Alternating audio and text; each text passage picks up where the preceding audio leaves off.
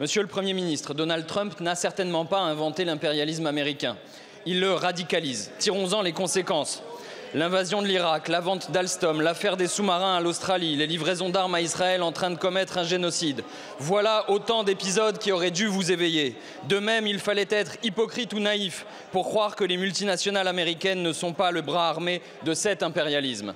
Mais désormais, la chose est entendue, le président des États-Unis et ses milliardaires affidés s'en prennent très directement aux alliés des États-Unis. Panama, Canada, Groenland, ils les menacent d'annexion. Ils ne s'embarrassent plus de persuader.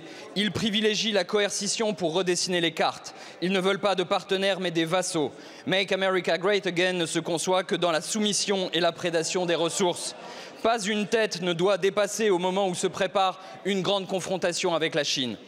Nous ne sommes pas de ces patriotes en peau de lapin qui bêent d'admiration devant leur maître pourvu qu'ils les imaginent occidentaux. Nous voulons une France insoumise et je crois que dans le fond, vous pouvez être d'accord avec nous.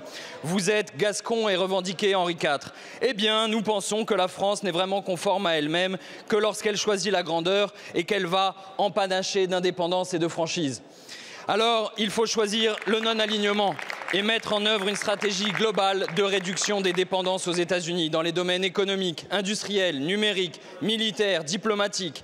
L'Europe peut certes nous y aider, mais il est vain de fonder tous nos espoirs en elle. Depuis 2016, combien de fois déjà le virage aurait dû être pris ? Tant de nos partenaires se résignent ou se complaisent dans cette situation. Madame Lagarde a déjà expliqué que le mieux était de sortir le carnet de chèques pour protéger la balance commerciale de l'Allemagne. Emmanuel Macron dit piteusement « C'est ainsi, Monsieur Barrot, si nos intérêts sont atteints, nous réagirons ». Ce serait bien la moindre des choses. En réalité, il faut créer les conditions pour que nos intérêts ne soient pas atteints. Nous avons les ressources morales et intellectuelles pour y parvenir, mais êtes-vous prêts pour cela à refonder la stratégie internationale de la France ? Je vous remercie.